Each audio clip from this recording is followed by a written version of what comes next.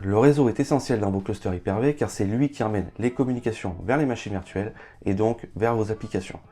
Dans la majorité des incidents que j'ai eu à gérer, le réseau était en cause. Dans cette vidéo, je vous propose qu'on découvre les bases du réseau et ensuite le fonctionnement du réseau dans les clusters Hyper-V.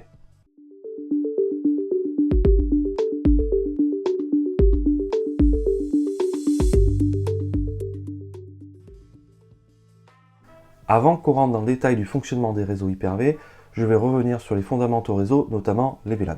Sur ce schéma, nous retrouvons un routeur, nous retrouvons un switch et un deuxième switch. L'idée ici de cette topologie, c'est de pouvoir faire communiquer les deux machines. Donc qu'est-ce qui se passe si cette machine-là veut communiquer avec l'autre? Elle va simplement émettre son paquet qui va passer dans le switch, qui ensuite va aller dans le routeur, puisque la machine qui est là aura sa passerelle par défaut qui ciblera le routeur qui est ici. Et ensuite, le paquet sera redirigé vers le switch qui redirigera le paquet vers l'ordinateur qui est là. Voilà. La problématique de fonctionner avec une topologie comme celle-ci, c'est-à-dire d'avoir plusieurs switches pour avoir plusieurs réseaux, c'est que si demain vous voulez isoler plusieurs réseaux, il faut acheter des switches physiques pour chacun des réseaux, et on voit tout de suite la complexité de la chose. Dans le monde de l'entreprise, on va avoir besoin d'une quantité non négligeable de réseaux, notamment pour isoler certains trafics, notamment par exemple la voix, les imprimantes, les applications, ou pour toute autre raison, par exemple comme la sécurité. Donc si on suit cette topologie, on devra acheter une quantité de switch non négligeable également, et ce qui va augmenter la complexité du réseau et augmenter les coûts. Donc c'est pour cette raison qu'aujourd'hui on s'appuie sur les VLAN, qui va permettre en fait de virtualiser en quelque sorte ces switches pour isoler les trafics. Je reprends ma topologie de réseau tout à l'heure, vous voyez un petit peu plus simplifié au niveau physique. On va retrouver un seul routeur, un seul switch, sur lequel maintenant j'ai connecté mes deux machines. Ce qu'on va faire maintenant dans la configuration logique, donc logicielle, on va créer deux réseaux virtuels, donc deux VLAN, un pour cette machine, qui va englober ce port ici, jusqu'au routeur, et on va en créer un deuxième pour la seconde machine, qui va englober ce port ici également, et ici. Voilà. On va mettre le numéro de VLAN numéro 2 ici, et pour l'autre, ce sera le numéro 1. Au niveau du routeur, on va créer en général des cartes virtuelles, donc on va en créer une ici pour le réseau rose, et on va en créer une deuxième pour le réseau orange, ici, qui porte le VLAN numéro 1. Chacune de ces cartes virtuelles va avoir une IP, donc par exemple pour le orange, on pourra avoir 192.168.1.1, et pour l'autre, on aura donc 2.1. Quand cette machine va émettre un paquet, ce paquet sera tagué avec le numéro de VLAN qui est ici, donc par exemple le VLAN numéro 1. Et ensuite, donc ce paquet va arriver au routeur, et donc vu que cette machine veut communiquer avec la machine qui est dans le VLAN qui est rose, on va router le trafic ici, pour aller direction la machine numéro 2. Donc là on aura complètement isolé les deux trafics. Pour que ça fonctionne, il faut que le port qui est ici, qui est situé ici sur le switch, il soit ce qu'on appelle tagué. Donc on va le taguer, et on va le taguer avec le VLAN 1. Et donc les paquets qui sont émis ici, sur la machine, également seront tagués avec le VLAN 1. L'autre solution pour éviter de taguer les paquets en sortant de cette machine-là, c'est qu'au lieu de taguer le port ici, on va le configurer en untag, comme ceci, VLAN 1, et donc les paquets qui seront émis à ce niveau-là seront automatiquement tagués par le switch, donc ce sera le switch qui fera le travail pour émettre le paquet vers le routeur. Enfin, il y a une dernière chose à configurer dans cette topologie pour que ça fonctionne, c'est le lien qui est ici. On va changer de couleur pour que ce soit identifiable.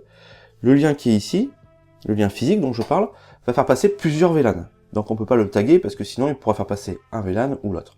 Donc ce qu'on va faire, c'est que ce VLAN qui est là, on va le configurer en ce qu'on appelle trunk. Ça veut dire qu'il va être capable de transporter différents VLAN. Et dans la configuration du trunk, on va configurer une chose qui s'appelle le allowed list, désolé pour l'anglais. Et donc là, on dira liste autorisée, on mettra le VLAN 1 et VLAN 2, et l'ensemble des VLAN qu'on veut faire passer dessus. De cette façon-là, ce lien physique qui est ici, donc qui sera connecté par exemple sur ce port ici, on le configurera donc en trunk, et avec la liste autorisée 1 et 2 pour faire passer tous les VLAN. L'explication que j'ai fait des VLAN est assez basique, c'est un peu plus complexe que ça dans la vraie vie, mais ça va suffire pour comprendre le reste de la vidéo. Maintenant, nous allons aborder deux choses. La première, c'est la topologie réseau dans un cluster Hyper-V, et ensuite le switch embedded teaming. Un cluster Hyper-V commence à 2 nœuds, donc à 2 machines Hyper-V, et peut monter jusqu'à 64 nœuds pour un cluster classique ou jusqu'à 16 nœuds pour un cluster Azure local. Pour les deux cas, on a besoin de deux flux différents, deux trafics différents. Le premier, c'est le trafic qu'on appelle nord-sud, c'est-à-dire le trafic qui va être routé et qui va permettre donc aux Hyper-V et aux VM de communiquer. Donc ça c'est le nord-sud, nord-sud, et donc là c'est trafic routé. Et le deuxième flux qu'on a besoin, c'est un trafic qui s'appelle est-ouest. C'est un trafic qui ne va pas être routé, et ça c'est pour les besoins du cluster. Donc ça c'est le est-ouest, et ça c'est non routé. Donc dans le réseau rouge, on va faire placer tout ce qui est fonctionnement du cluster, donc par exemple le heartbeat pour savoir si le voisin est toujours vivant, ou par exemple les flux de live migration pour migrer les machines virtuelles. Et dans le réseau orange, on va faire circuler tout le trafic nécessaire pour les communications avec les machines virtuelles notamment, et les Hyper-V. Donc pourquoi on appelle ça un trafic nord-sud et est-ouest? Imaginez-vous un schéma réseau. En général, comme il y a un routeur qui est en haut, et puis ensuite on a les switches qui sont en bas et qui descendent vers les machines. Et donc on imagine facilement qu'on va du nord vers le sud ou du haut vers le bas. Et on l'appelle le trafic est-ouest parce que en fait sur le schéma on a les Hyper-V qui vont être au même niveau, et donc le trafic va aller de gauche à droite ou de l'est vers l'ouest, ou l'inverse évidemment. Donc voilà les deux réseaux dont on a besoin. En général, il n'y a pas besoin de plus. Je vois souvent chez les clients, il y a une multitude de réseaux supplémentaires qui sont créés. Notamment, ils créent un réseau spécial pour la migration, un réseau spécial pour le heartbeat, etc. C'est inutile. Il suffit d'avoir simplement un réseau de cluster où on va faire passer tout ce trafic. Imaginez que ici en haut, vous ayez deux nœuds Hyper-V. Chacun de ces nœuds a 4 ports réseau. Et en bas, vous ayez des switches avec une multitude de ports réseau. Ce qu'on va vouloir faire, c'est pouvoir connecter deux ports réseau sur un switch, deux ports réseau sur l'autre, pour gérer la redondance. Comme ça, s'il y a un switch qui vient à tomber en panne, le trafic continuera à fonctionner. Et donc pour ça, on a besoin de créer une équipe de ces ports réseau pour qu'ils fonctionnent tous ensemble. Donc on va prendre tous ces ports réseau ici, et on va créer ce qu'on appelle un switch embedded teaming. Ce switch embedded teaming va faire qu'on va prendre tous ces ports réseau et ils vont fonctionner ensemble pour cet usage. De cette façon-là, si on a ce port-là qui vient tomber en panne, c'est pas grave, on a les 3 autres ports qui peuvent fonctionner. Et puis si jamais ce switch-là vient tomber en panne, c'est pas grave, on aura les 2 autres ports qui pourront continuer à fonctionner pour établir les communications. Souvent les clients ils me disent mais pourquoi on fait un switch embedded teaming? Moi j'ai l'habitude de faire des teamings classiques. On va prendre les cartes réseau, on fait un teaming sur Windows Server, et puis derrière, on fait tout ce qu'on a besoin de faire. Ce que je vous propose, c'est de vous représenter la différence schématiquement qu'il va y avoir entre un teaming, qui est d'ailleurs déprécié dans les clusters Hyper-V par Microsoft, et le teaming via le switch embedded teaming. Lorsque vous faites un teaming classique, vous allez avoir des ports physiques, donc de 1 à n ports physiques, et vous allez les regrouper, ce qui va permettre donc de créer ici une carte de teaming qu'on appelle la TNIC, Teaming Network Adapter. Une fois que vous avez votre technique ici, vous allez pouvoir créer le switch virtuel pour faire communiquer au VM. Donc là, c'est le vSwitch. Et enfin, vous allez avoir ici les cartes réseau des VM. Donc là, on a VM et VM.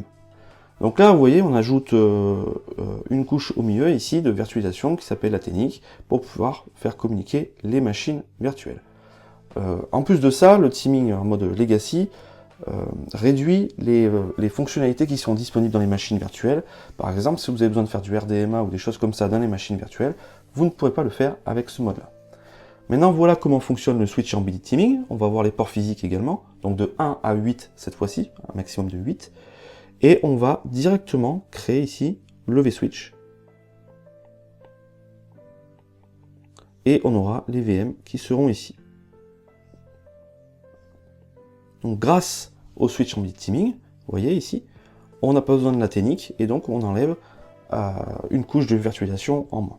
Grâce au switch embedded teaming, on va pouvoir profiter de nouvelles fonctionnalités, notamment le RDMA, dans les machines virtuelles. On va avoir des performances qui vont être supérieures.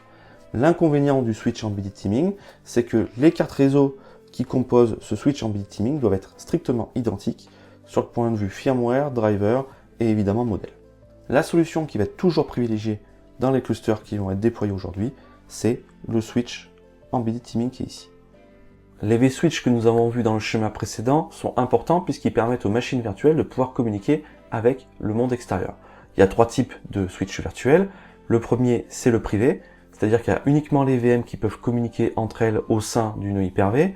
On a le switch interne qui permet aux machines virtuelles de communiquer entre elles, mais également avec le nœud Hyper-V. Et enfin, on a le switch externe qui permet aux machines virtuelles de pouvoir communiquer sur le réseau physique. En général, lorsqu'on déploie des switches virtuels sur des clusters Hyper-V d'entreprise, on aura souvent des switches externes. Je vous propose maintenant de vous partager quelques topologies réseau dans le monde de l'entreprise, notamment pour des clusters classiques, des clusters avec des SAN et des clusters également Azure Local.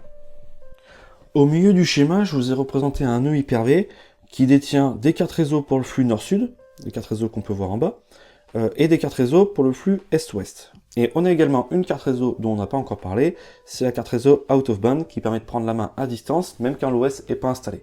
Chez Dell, ça s'appelle Unidrac, chez HP, ça s'appelle Unilo, et chez d'autres, ça s'appelle des BMC. En général, ce port out of band a besoin d'un switch 1 Go seulement, parce que c'est simplement pour du flux administratif. Donc en général, on isole ce trafic sur un switch 1 gigabit. Ensuite, on va avoir ici le trafic nord-sud, qui va nous permettre donc de faire communiquer les machines virtuelles et le nœud Hyper-V.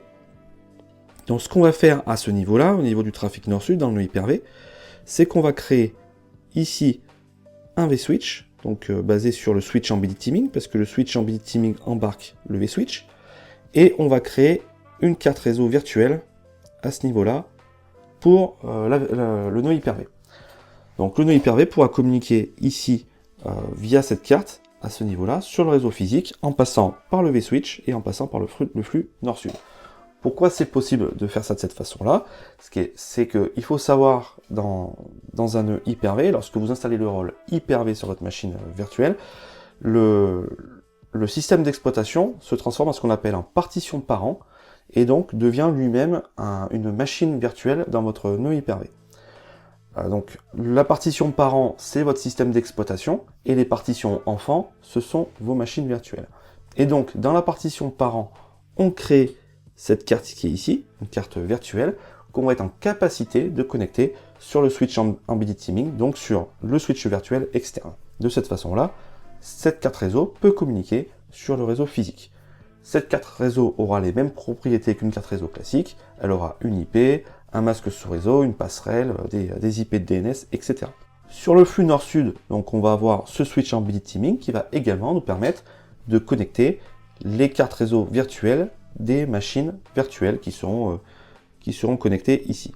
Comme on peut le voir sur le réseau, on a 2 switches pour le flux nord-sud, on l'a vu tout à l'heure, c'est ce qui va nous permettre, donc en cas de panne d'un switch, de pouvoir faire communiquer, de continuer à faire communiquer les machines virtuelles et le nœud Hyper-V.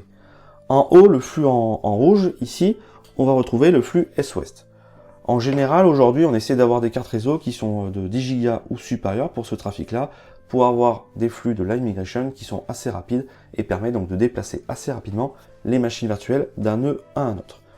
Donc ce réseau rouge en général est connecté sur du switch 10 Go ou plus, aujourd'hui j'ai mis le 25.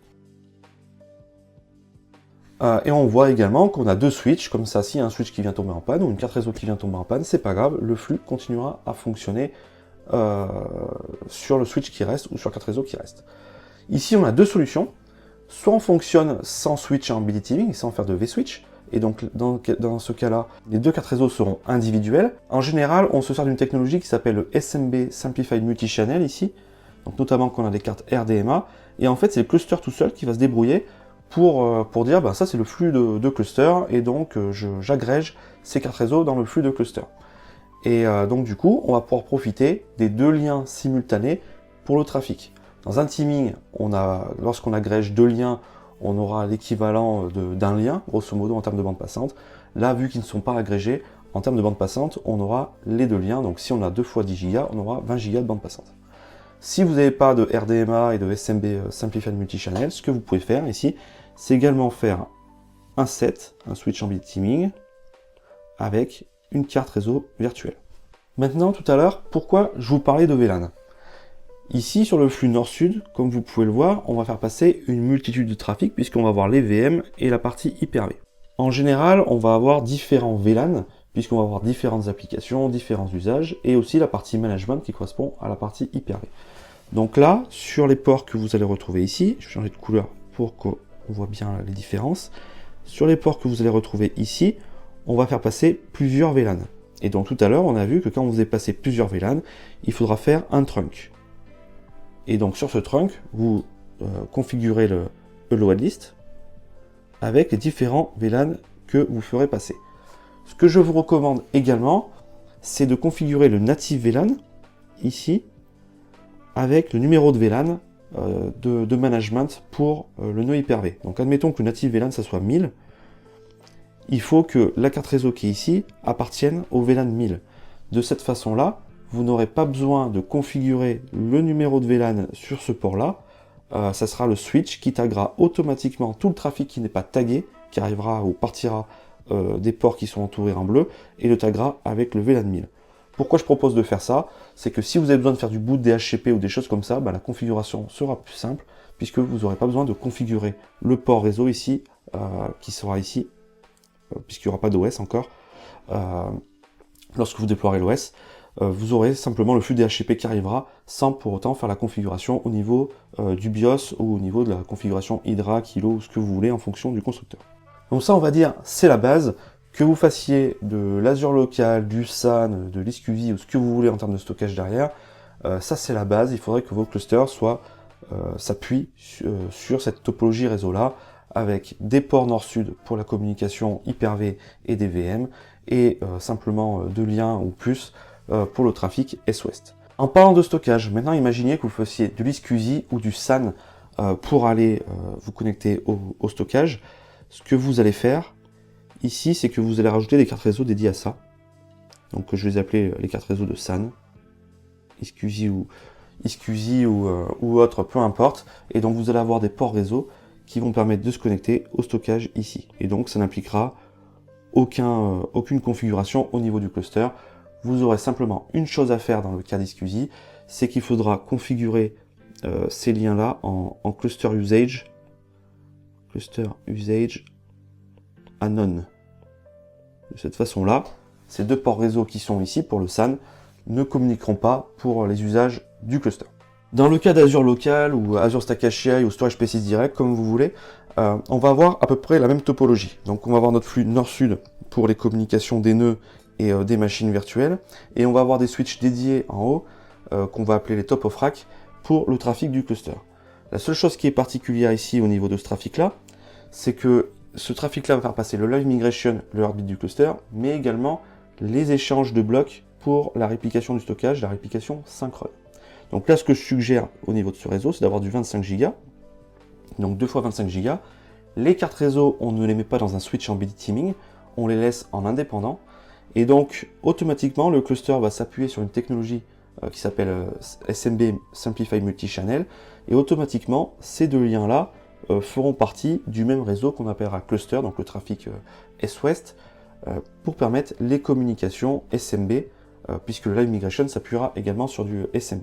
Donc là, la configuration, c'est de mettre une IP différente sur chacun des ports SMB ici, ou le trafic Est-Ouest, et donc de configurer les ports réseau pour qu'ils puissent faire passer ce trafic. Donc il y a plein de configurations à faire, je ne vais pas rentrer dans le détail dans cette vidéo, mais c'est pour ça que je recommande d'avoir des switches isolés pour ce trafic-là, qu'on va appeler les top of rack, qui seront dédiés à la solution.